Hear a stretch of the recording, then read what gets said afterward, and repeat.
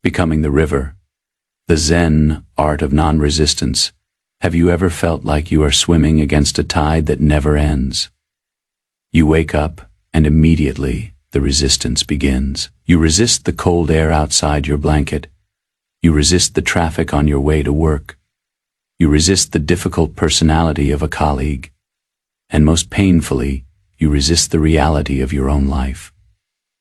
We have been taught that to be strong is to push back, to fight, to conquer, and to bend the world to our will. But there is a silent, ancient wisdom that suggests a different path to power. It is the path of the river. Think of a river. It begins as a tiny trickle in the high mountains. As it journeys toward the sea, it encounters massive boulders, steep cliffs, and fallen trees. Does the river stop to argue with the rock? Does it exhaust itself trying to push the mountain out of the way? The river simply finds the path of least resistance. It flows over, under, and around. It is soft, yet it carves through the hardest stone over time. This is the Zen art of non-resistance, the realization that the greatest strength is not found in the rigidity of the oak, but in the fluidity of the water. Consider the story of Kaito. Kaito was a man who prided himself on his grit. He believed life was a battle to be won. He worked 16 hours a day to beat his competition. He micro-managed his relationships to ensure they were perfect. But the harder he pushed, the more the world seemed to push back. His health began to fail. His sleep was haunted by shadows of worry, and his heart felt like a clenched fist. He was a man drowning in a river of his own making, desperately trying to grab onto every passing branch. One autumn morning, Kaito went to a mountain stream to seek advice from an old Zen master who lived in a small hut nearby. He found the master sitting on a flat stone, watching a single leaf float down the rapids. "Master," Kaito said, his voice tight with tension, "I am doing everything I can, yet I am failing. I fight every obstacle, but new ones appear instantly. How do I find the strength to finally win?" The master didn't look up. He pointed to the leaf.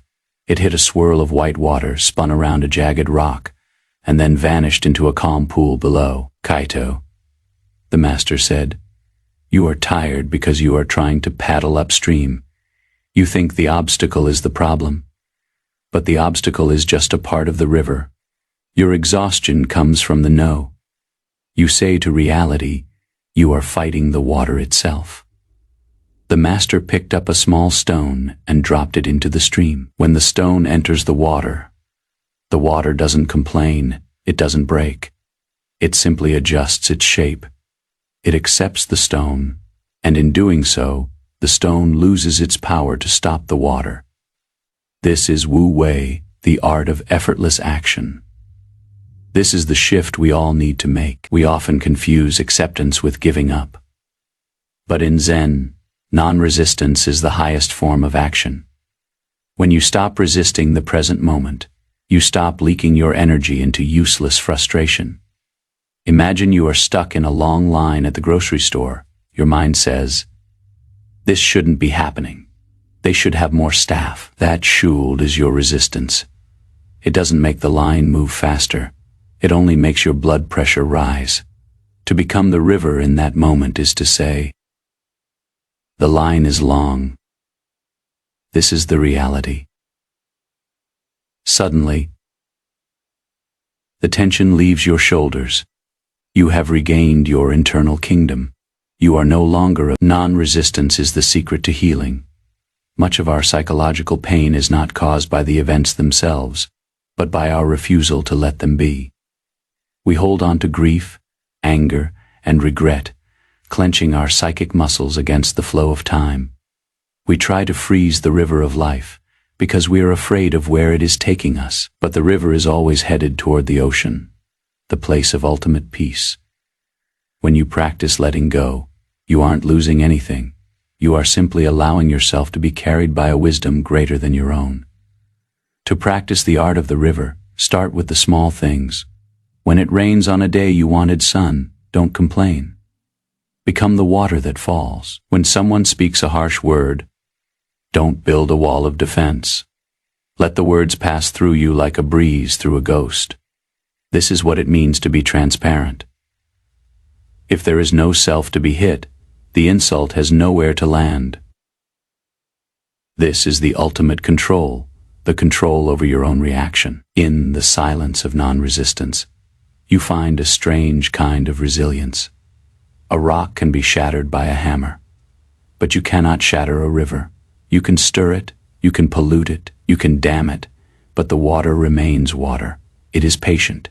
It knows that eventually every dam breaks and every cloud rains. Kaito spent a week with a master. He didn't learn any new strategies for his business. He didn't learn how to win arguments. He simply learned to sit by the water until he understood its secret. He realized that his anxiety was just the sound of him splashing in the water, trying to hold onto a current that was meant to be felt, not caught. As you move through your day, ask yourself, am I fighting the flow right now? If you feel tension in your jaw or a knot in your stomach, you are resisting. Take a breath, soften your edges. Imagine yourself as a deep, wide river. The rocks are there. Yes, the storms will come. Yes, but they are not your enemies. They are the features of your... You don't need to be stronger than life. You just need to stop being separate from it. When you become the river, you realize that you were never in danger of drowning. You are the water, and the ocean is already waiting for you. Find your peace in the flow. Find your power in the yes you give to this moment.